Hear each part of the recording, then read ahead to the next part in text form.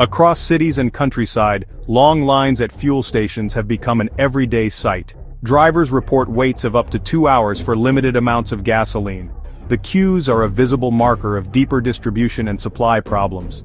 In major cities like Moscow and St. Petersburg, panic buying has taken hold. Social media rumors accelerate demand. People are hoarding fuel in canisters. Videos of empty stations and angry drivers spread rapidly online.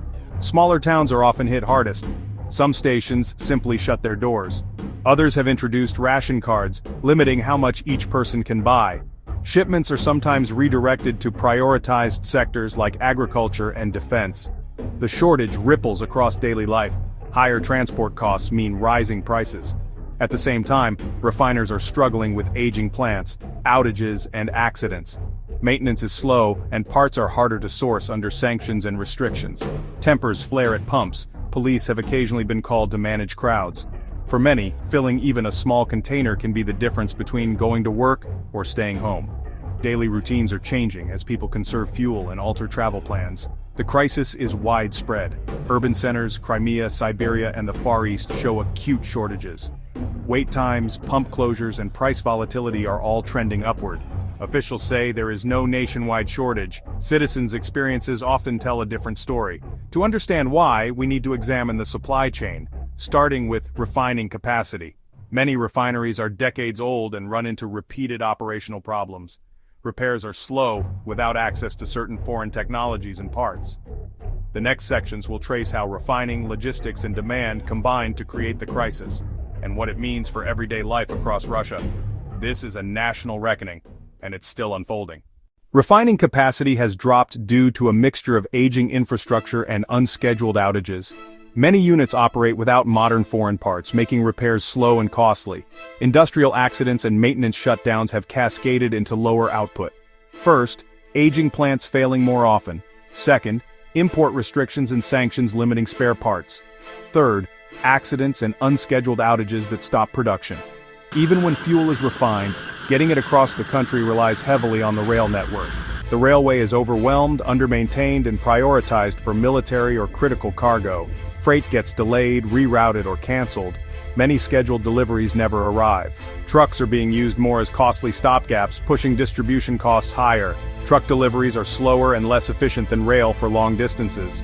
Higher logistics costs feed into inflation and retail pump prices. Seasonal demand at end of summer increases travel, agriculture activity, and construction. Normally reserves are built up. This year, stockpiles are unusually low. Attempts to boost local supplies are repeatedly interrupted by refinery outages and labor shortages. Fuel is often prioritized to agriculture and defense, leaving civilians short in some areas. Officials announce export bans and inventory updates to manage domestic supply. Inspectors are deployed, but measures are primarily reactive rather than structural. Hoarding in barrels and tanks is becoming a common survival strategy. Black market sales have appeared, with opportunists exploiting shortages. Authorities attempt crackdowns, but enforcement is uneven across regions. Repair teams work to restart units, but parts and expertise are constrained. Importing fuel is politically sensitive and logistically difficult as a quick fix. Building new capacity takes years. There are no overnight solutions. A combination of refining failures, logistics breakdowns, and surging demand created the perfect storm. Next, how these failures translate into daily hardship across the country. The human cost is widespread.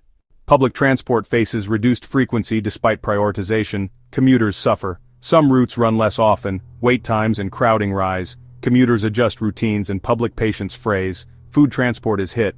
Prices in rural markets begin to rise. Agriculture feels the strain. Tractors idle, harvests delayed. Higher transport costs pass through to consumers as inflationary pressure. Remote regions like the Far East report shipments redirected away from consumers. In Crimea and Siberia, certain fuel grades are already unavailable in some stations. Residents are forced to seek alternative sources or ration their use. The cognitive toll is real.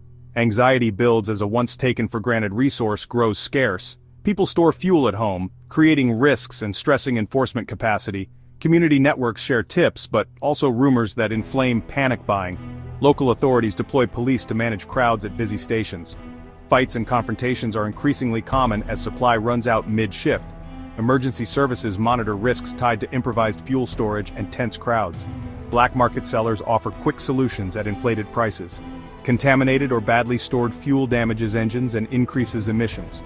Unauthorized storage introduces fire hazards, stretching local enforcement and rescue services. Businesses adapt by reducing routes, shrinking services, or raising prices. Small operators face shutdowns. Consolidation favors larger firms with access to prioritized fuel.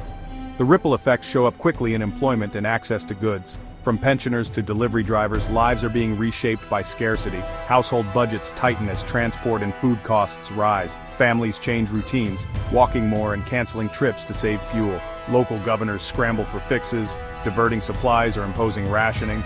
Short-term reallocations help some areas but deepen shortages elsewhere. Public frustration grows, sometimes spilling into demonstrations and local unrest. Beyond immediate hardship, economists warn of broader economic consequences. Factories cut output when fuel for machinery and transport is scarce. The next section examines macro effects and strategic concerns. Hold briefly to cue music shift. Inflation rises as transport costs hit food and goods across sectors.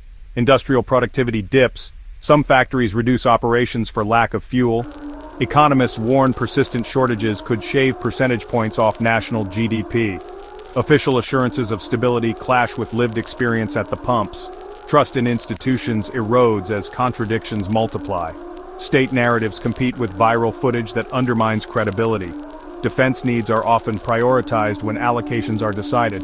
That can leave civilian sectors and local services short of vital fuel.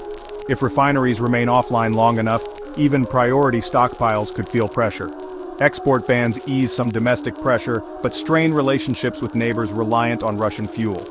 Trade disruptions have diplomatic and economic ripple effects regionally. Regional shortages also feed into global energy market volatility. Industry calls for subsidies, guarantees, and speedy repairs to stem the crisis. The government is constrained by fiscal limits and competing priorities. Short-term measures like rationing help, but do not solve structural failures. Unregulated distribution and contaminated fuel create environmental and mechanical harms. Inconsistent fuel quality can increase emissions and damage engines. Accidents related to improper storage add further risks to communities. Citizens change habits, more walking, biking, and less discretionary travel. Large operators consolidate routes, smaller players are pushed out. The labor market and service availability shift as the crisis persists. Options include importing fuel, building capacity, or reforming distribution, all lengthy and costly. Investing in rail and pipelines would ease bottlenecks but takes years to implement. Short-term fixes can mitigate immediate pain. Long-term reforms are required to restore resilience.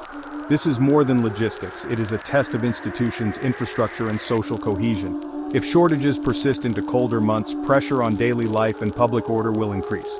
How leaders respond, with transparency, investment, or short-term fixes, will shape outcomes. Watch for inventory updates, rail repair progress, and refinery restarts. Key metrics will indicate whether the crisis is easing or deepening. For now, millions adapt as Russia confronts a shortage that touches everyone.